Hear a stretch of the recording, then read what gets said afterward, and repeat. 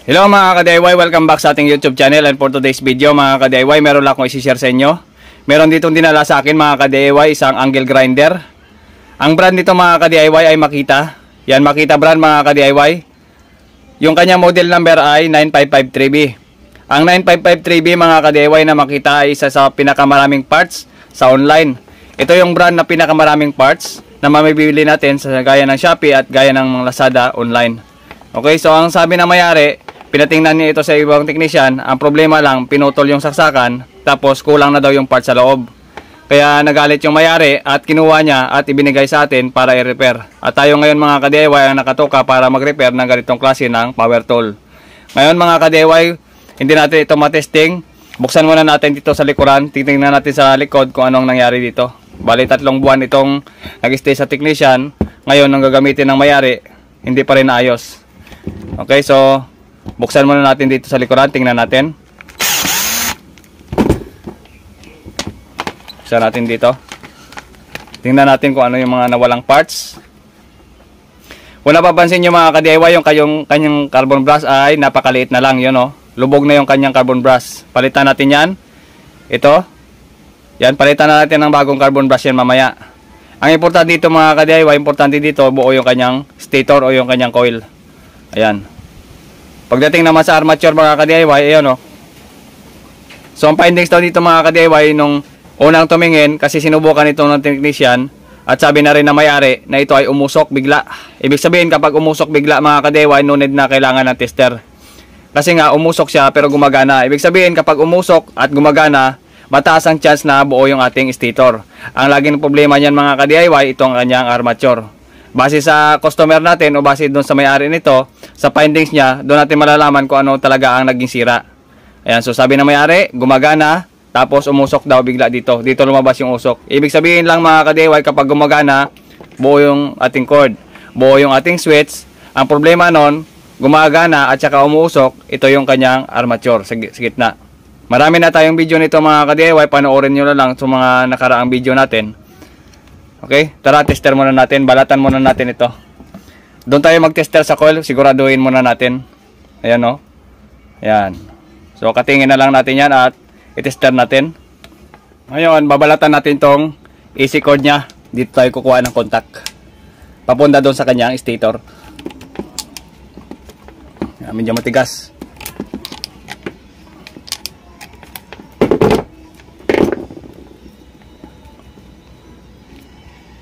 Yan. Basta original talaga mga ka-DIY ay makunat yan. Yan. Yan. Tester natin mga ka-DIY. Tatanggalin natin yung mga old na carbon brush. Tatanggalin natin. Ito yung old na carbon brush. Ayan. So manipis na. Tapon na natin yan. Palitan natin ng bago yan. Para doon sa nagtanong mga ka-DIY sa akin, ayan, tapon na natin yan. Palitan natin ng bago. Okay, mag-tester tayo mga ka-DIY galing dito sa ating AC. Titingnan natin. Yan. Sa pag-test mga ka-DIY, kapag kayo naka-digital, ang isi-settings nyo lang dyan ay yung ohms. Ayan o, yung symbol na ohms. Select na natin. Ayan yung ohms na yan. Select na natin, ohms. Yan yung buzzer at saka may ohms. Meron kasi sa ibang tester, buzzer lang. Kailangan yung ilipat din sa iba na sa ohms na lang. Ito kasi, yung ohms niya may buzzer na. Yung ibang tester kasi, ohms lang, nakaiwala yung buzzer. Or, pwede nyo i-test mga ka-DIY sa diode mode. Select lang kayo, select. Sa diode mode, pwede kayo mag-test dyan. Kasi minsan, ang diode mode, meron na ring resistance yan. Pwede yan makatest. Okay? Ganun lang gagamitin nyo kapag mag-test kayo. Same as analog lang mga ka-DIY, ganito. Sa analog naman mga ka-DIY, isiset nyo lang ito sa X1. Pipitin nyo lang tester sa X1 tapos i-zero nyo inyong tester para malaman nyo yung accuracy ng inyong tester. Tapos i-short lang natin. Ayan. So i-short natin mga ka-DIY. Ayan. Tapos i-zero lang natin dito sa 0 ohm adjustment natin. Ayan. Kapag ka naka-zero na, pwede na nating bitiwan yan. Kasi nakaset na tayo sa 00. Okay? So pinalitan ko ito mga ka-DIY yung ating test prod. Ito yung test prod niya. Pinalitan ko nito para ma-explain ko sa inyo mamaya about sa reading. Ngayon mga ka-DIY sa reading na tayo. Okay? So, ito ay naka-power off mga ka-DIY. I-power on natin yan. Once nga pina-power on natin yan mga ka-DIY, dapat ay lumusot na yung ating reading dyan. Lumusot dito sa ating carbon brush. Ayan o. Ito yung lagayan ng carbon brush. Dito yung isang wiring niya ng, yan o, yung wiring na yan. Pumasok yan dito sa ating holder na ating carbon brush. Dahil yan ay contact pa rin mga ka-DIY sa kabila. Tapos yung kabila naman mga ka-DIY, dito magre-reading tayo dito. Yan, dito tumagos yung isang linya ng coil na nanggagaling dito sa ating coil. Ay tumagos din yan sa carbon brush. Kailangan pag nag-reading tayo dito mga ka-DIY, may palo tayo at meron tayong reading sa analog tester natin. Okay? Ganon din yan mga ka-DIY kung paano gamitin yung analog, ganon din yung digital natin. Okay? So naka 0 ohm na tayo kanina. Ayan, na-power on na tayo, power on na natin. Yan, power on natin. Then, lagay natin yung ating test prod dito. Yung ating tester. Connect tayo dito sa isang linya ng puti. Sa ating AC. Yan, ito yung kanyang saksakan mismo. O yung kanyang AC. Ayan. So, pag nilagay natin dyan, ilalagay din natin yan sa dito. Sa holder. Idikit natin yan or dito na lang mismo sa wire na yan. Yan, isabit lang natin dito. Sabit lang natin dyan. Tapos tingnan natin yung reading. Yan, sinabit na natin doon. Tingnan natin yung reading. Ayan. So around 2.5 ohms or 2.6 ohms. Kuha tayo ng paturo. Ayan. 0, 1, 2, 2.5, 6, 7. Nasa 2.7 ohms or malapit na siya mag 3. Malapit na siya mag 3 ohms. Ibig sabihin nasa 2.8 or 2.7 ohms. Ibig sabihin okay yan mga ka-DIY. Malapit na siya dito sa 3, yan on 3. Okay? So nasa 2.7 ohms. Yung kabila. Kabila muna natin to. Kasi kapag dito natin nilagay sa kabila yan mga ka-DIY, hindi yan gagana yung ating tester. Dito natin ilagay sa kabilang carbon brush. Hindi yan gagana. Ibig sabihin, hindi yan dyan connected. Dapat isang palo lang talaga yan. So walang palo siya. Dito lang yung palo, ibig sabihin nyo ng contact ng isang wire. Okay? So, lipat natin dito sa itim. Dito sa kanyang AC. Lagay natin dito. Ayan, ipit natin dyan. Tapos, doon naman tayo sa kabila. Dito. Dyan. Ipit natin. Yun. Tingnan natin kung anong reading nito. Ayan mga ka-DIY, kung napapansin no, nasa 2.6.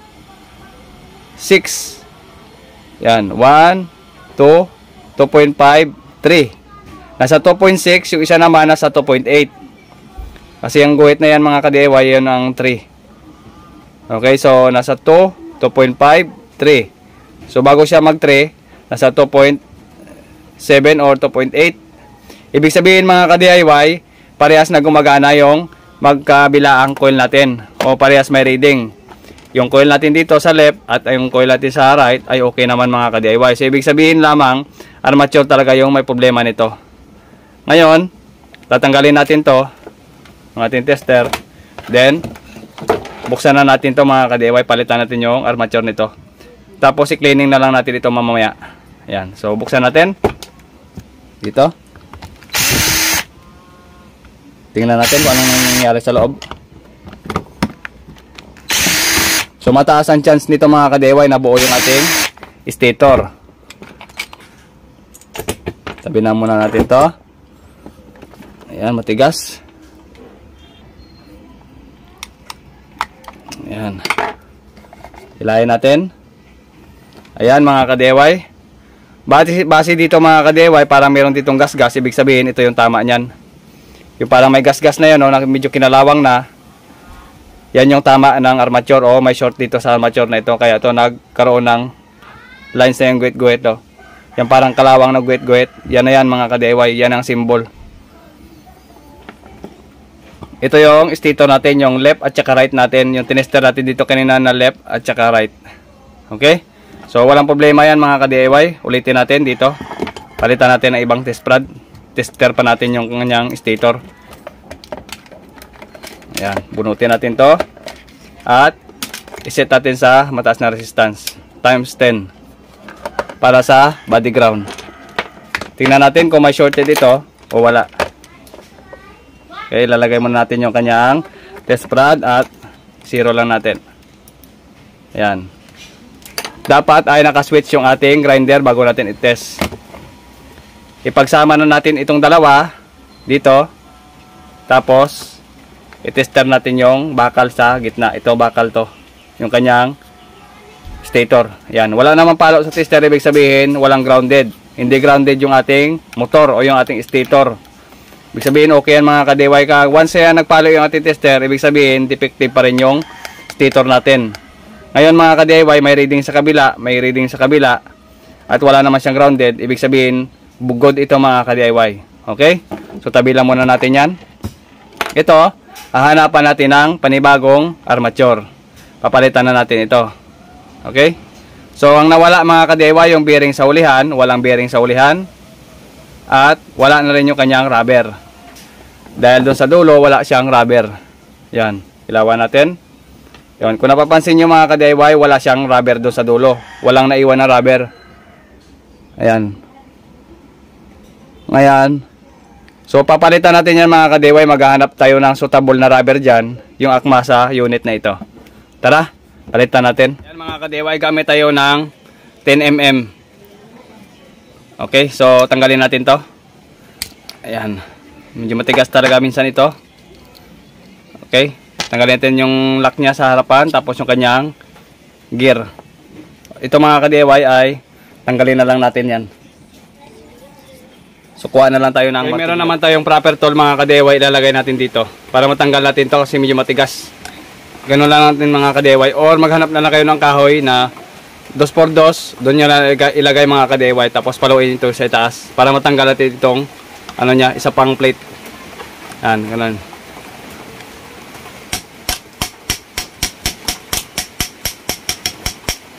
Ayan. Pati itong bearing mga ka-DIY, papalitan na natin yan. Pagka bumili kayo ng bearing, dapat yung ano niya, yung number niya ay same din. Sa Shopee mga ka-DIY. Ayan, so ito yung number ng bearing.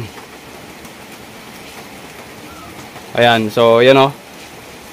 Nakalagay dito ay 629. Yan yung number ng bearing. 629 na to. Yan, 629. 629 yung number na kanyang bearing. Okay? So palitan na natin to ng bago. Yan, tanggalin natin pag ganito. Ito gamitan natin. Yun. Tapos ito mga ka-DIY, linisan na lang natin itong ano niya, guide niya. Tapos yung sa harapan din, ito, linisan na lang natin yan. Itong dalawa, i-bapping na lang natin mga ka-DIY. So ngayon medyo maingay kasi nga umulan. Yan, so linisan natin to. Ayan, kahit pa paano nalinisan na rin natin. Ng steel brush lang yung ginamit natin. Ayan, steel brush lang yung ginamit natin dito. Kahit pa paano mabawas-bawasan lang yung kulay. Ayan, so gagamitin natin mga ka-DIY yung kanyang grasa, high temperature grease, synthetic. Ayan, lithium complex. Ayan, synthetic grease. Yan yung nilalagay ko sa grinder or sa mga power tools. Tapos tinanggal natin yung pinaka gear dito. Yung kanyang bevel gear tinanggal natin. Lalagyan natin yan ng grasa, panibago. Okay, set up natin mga ka-DIY. Lagyan natin ng grasa. Ayan. Dito. Gitna. Ayan. Tapos, lagyan din natin ng grasa yung kabila. Yung gear. Ito. Ayan. Para maganda yung hagod ng grinder. Okay. Tapos, ibalik natin dito.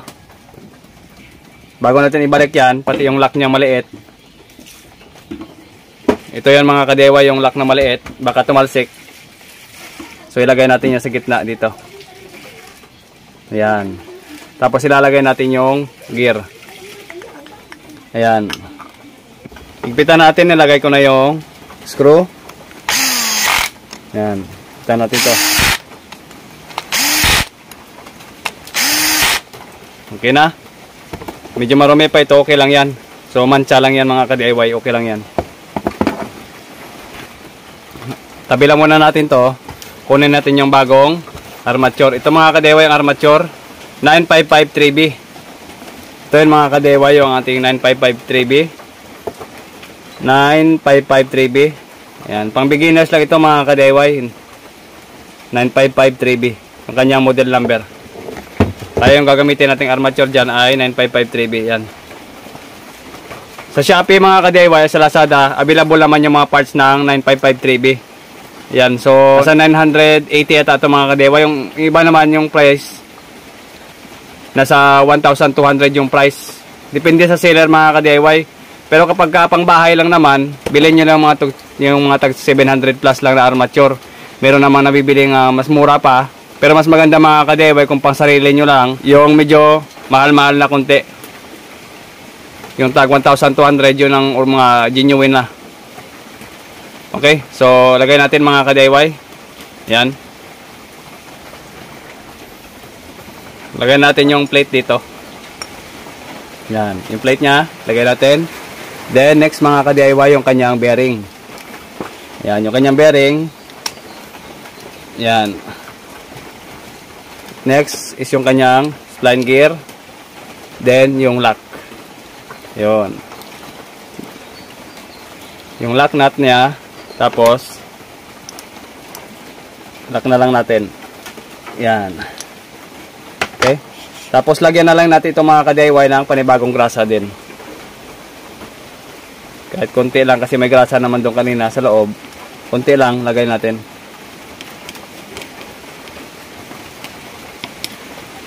Okay. Tapos salpak natin doon sa kanya. Ito hindi ko pa nalinisan mga ka-DIY, ano. Yung body lang naman hindi natin nalinisan. Salpak natin dito. Yan, tapos salpak natin yung head dito. Okay? Yan. Bago natin kalimutan mga ka-DIY, yung gear pala. Ay, yung rubber pala mga ka-DIY. Ito yung rubber. Yan. So ito yung napili natin na rubber. Ganun. Meron pa tayong dalawa dito, extra. Para sa boss naman at saka sa makita. Okay? Lagay natin mga ka-DIY dito sa loob. Yan. Fit na fit. Tapos yung ulo nya, lagay natin. Yan. Tapos lakan na lang natin mga ka-DIY dito. Ngayon mga ka-DIY, lock na natin to. Lagay ko na yung screw. Yan.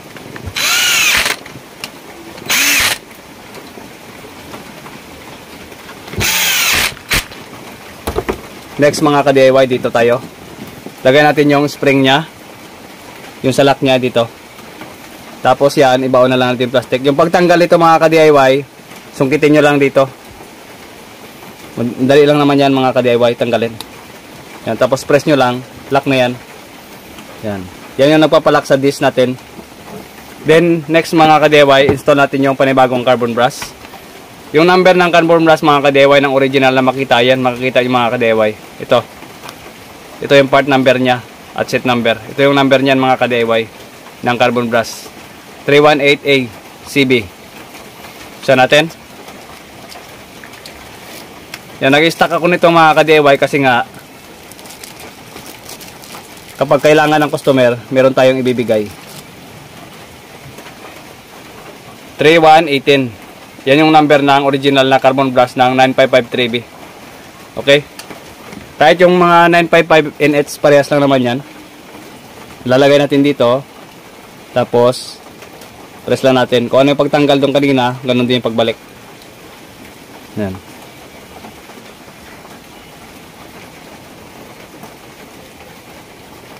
Lock natin. Yon. Kaya sa kabila. Dito. Kahit wag nyo nang ipagawa mga ka-DIY, kayo na lang. Yung mismo may-ari ng mga grinder na gusto ipagawa, kayo na lang mismo mga ka-DIY. Bumili na lang kayo ng mga ordinary lang na mga tester. Kayo na lang gumawa ng sarili nyong gamit. Kasi medyo mahal ang technician. Yan. Pagkatapos, paikutin na lang natin to para mag-contact sa kanyang carbon brush. Yan. Okay. Tapos i-testing natin mga ka-DIY. Ayan mga ka-DIY, testing na natin. So ganito lang muna mga ka-DIY, hindi ko na siya nilagyan ng plug. Saksak natin dito. Nakaganito, nakahang lang muna. Mamaya papalitan natin yan. Tapos power on natin tong switch. At dito na tayo maghawak dyan. Yan, ganito. Okay, power on natin.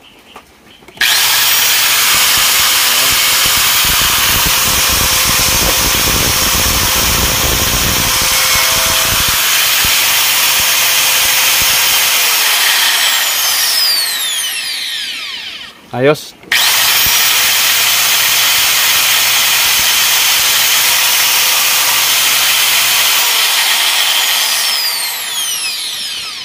Ayos mga ka-DIY, smooth na spot yung nilagay nating armature. Ayan, kapag mainit na ito mga ka-DIY, pahingaan nyo yung anyong gamit. Kasi kahit anong branded yan, masisira yan mga ka-DIY ko pagka sobrang init ito. Ibig sabihin, nagpapahiwatig yun na magpapahinga muna siya. Huwag nyo munang gamitin kapag sobrang init ng ulo. Kasi yung tendency na masisira yung ating armature, yung ating pisa, yung ganito. Yan, kapag naramdaman nyo sobrang init ito, pahingaan nyo muna. Kung hindi naman mga ka-DIY, palitan nyo yung grasa nya. Palitan nyo yung high temperature, yung ganong grasa kanina. Or kahit anong brand, basta high temperature mga ka-DIY. Yan, kapag mainit ito yung bumibigay nyan. Kaya papahingan nyo, magpapahinga din kayo sa grinder. Yan, so linisan ko lang ito mga ka-DIY, tapos takpa natin. Tapos final test tayo. Ayan mga ka-DIY, tapos na natin gawin. Inassemble ko na mga ka-DIY. Ayan na. Naglinis-linis tayo konti. Itong mga mancha hindi na matanggal. Ayan. So pinalitan natin ng bagong saksakan. Okay, plug in natin mga ka-DIY dito. Ayan. Power on natin. Testing natin.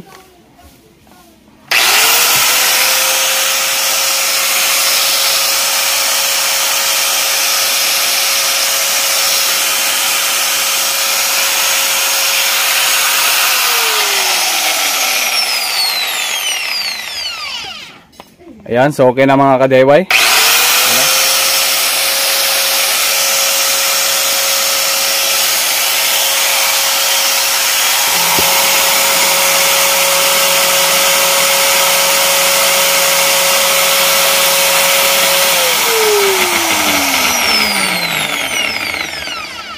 Hanggang dito lang ating video mga ka-DIY at maraming salamat sa inyong panonood. Again, GM Tutorial. Bye-bye.